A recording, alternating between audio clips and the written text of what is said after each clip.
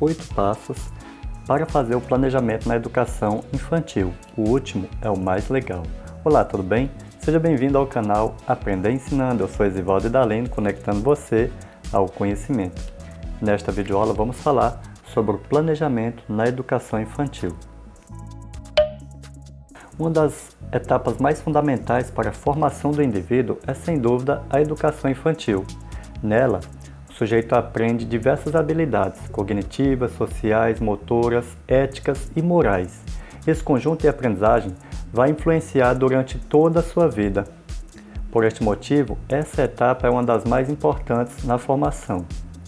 A garantia que o processo educativo na educação infantil seja realizado de forma correta exige, entre outras coisas, um bom planejamento. É nesta etapa que muitos professores recém-formados se enrolam todo, pois não sabem como fazer um bom planejamento, nem quais passos são essenciais para fazer o planejamento que garanta esse processo efetivo e adequado. Antes de continuar, vamos fazer um conceito, vamos conceituar o que é o planejamento na educação infantil. De forma bem simples e geral, o planejamento na educação infantil é o momento em que o professor traça métodos com os objetivos de buscar soluções para obter avanço no desenvolvimento da aprendizagem dos alunos.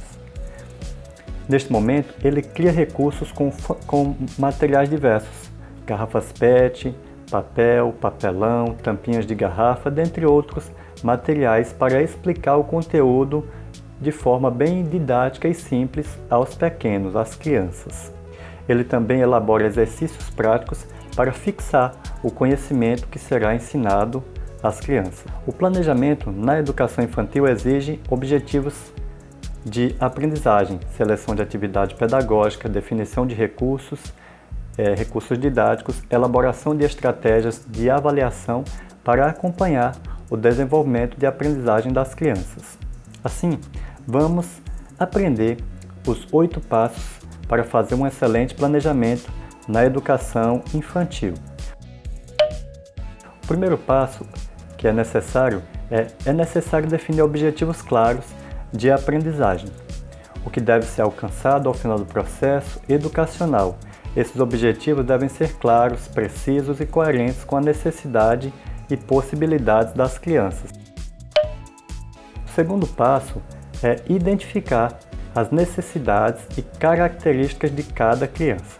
Cada criança é única, com suas próprias necessidades e características, por isso é fundamental que o professor, na educação infantil, identifique as necessidades e características de cada uma das crianças para adaptar as atividades pedagógicas e estratégias de ensino. Alguns alunos terão facilidade em aprender um conteúdo, outros alunos terão dificuldades, e aí o professor precisa traçar estratégias para atender aos dois públicos, o que tem facilidade e o que tem dificuldade. Para identificar as necessidades e objetivos das crianças, é importante observar o comportamento delas, o desempenho delas em sala de aula. Se uma turma é formada por crianças de diferentes idades, é importante pensar em atividades que atendam às necessidades e interesses de cada faixa etária. Sabemos que a turma é heterogênea, ela não é homogênea, portanto tem alunos de diversas idades, diversas classes sociais, diversos conhecimentos, e aí o professor precisa entender essas diferenças para poder fazer um bom planejamento e conseguir formar de forma coerente cada uma dessas crianças. Por exemplo, se uma criança tem dificuldade de aprendizagem, é necessário trabalhar estratégias que o ajudem a vencer essa barreira. O professor poderia criar atividades diferenciadas para que a criança vá se desenvolvendo aos poucos até conseguir avançar e alcançar os demais alunos da turma.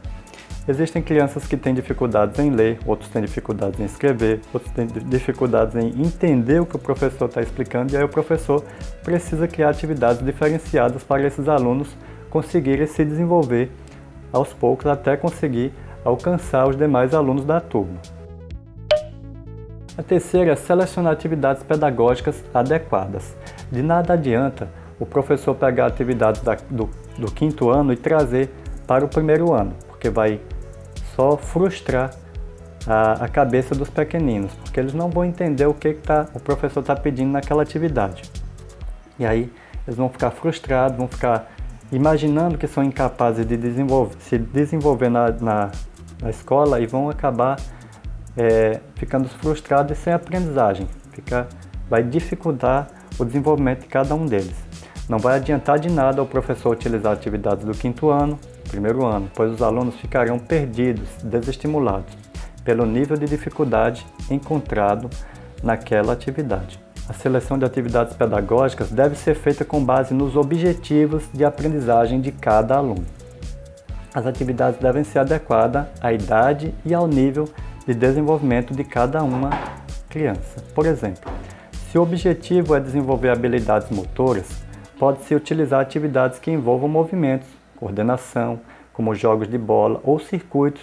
Se o objetivo é trabalhar a criatividade, pode utilizar técnicas de artes visuais, como pintura, desenho, dentre outras. O importante é que o professor utilize atividades adequadas para cada turma. O quarto passo é definir os recursos didáticos necessários. Os recursos didáticos são fundamentais para enriquecer o processo de ensino e aprendizagem.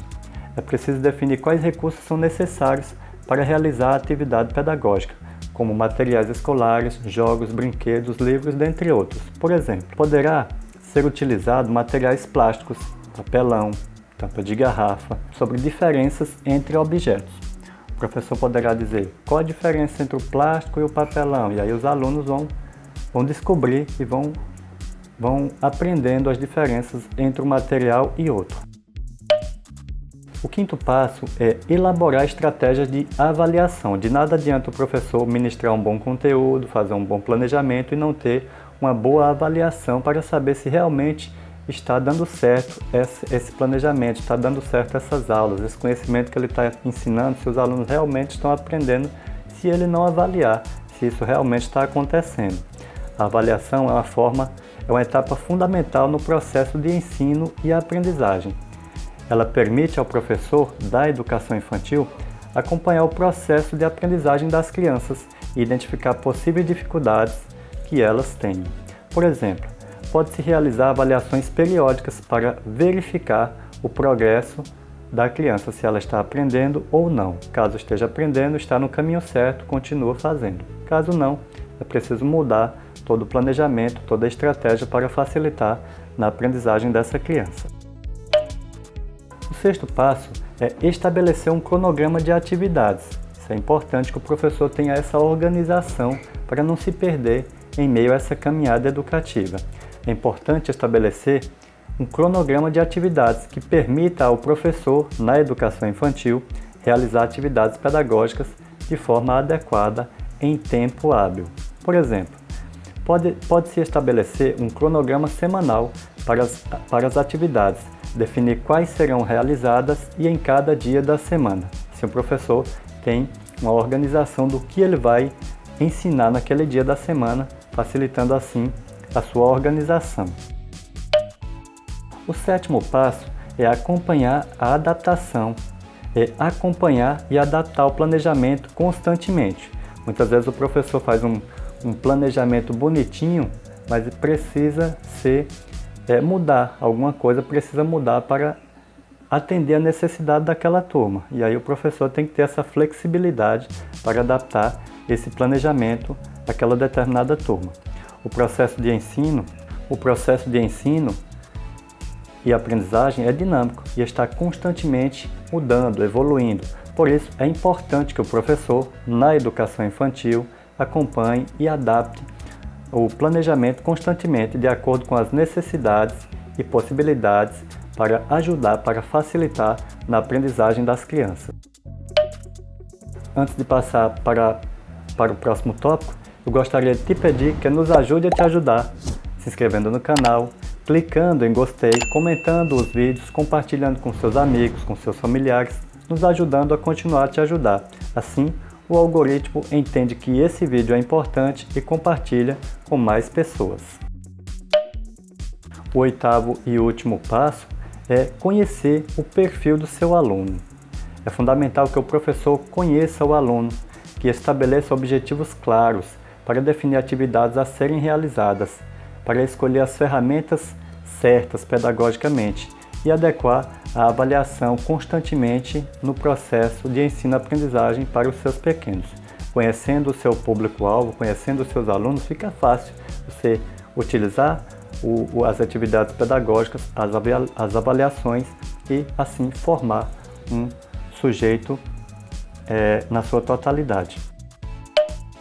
Se você tem dificuldade de organizar, de fazer o seu planejamento, eu te apresento um e-book muito importante, muito interessante, que vai te facilitar no teu entendimento e na tua compreensão para entender e para fazer o planejamento. Recomendo que você dê uma olhada no link aqui na descrição que vou deixar do e-book 10 estratégias de leitura. Este livro aborda várias estratégias de atividades e dicas para lidar com desafios na educação infantil. Além disso, também tem os planos de aula de acordo com a BNCC, planos editáveis para ajudar você a criar os seus planos de aula. Outra opção interessante, especialmente se você estiver enfrentando desafios específicos relacionados à inclusão da criança com necessidades especiais na educação infantil. Nesses 2 e-books você vai encontrar muito conteúdo importante e interessante que vai facilitar a tua vida como professor. Chegamos ao final dessa videoaula. Espero que você tenha entendido, que você tenha gostado. Se ficou alguma dúvida, escreva aqui nos comentários que nós vamos buscar te ajudar. Ative o sininho para ser notificado sempre que publicamos vídeos, normalmente na terça-feira às 12h05 e na sexta-feira às 12h10. Bons estudos, boas aprendizagens, até os próximos vídeos. Tchau, tchau!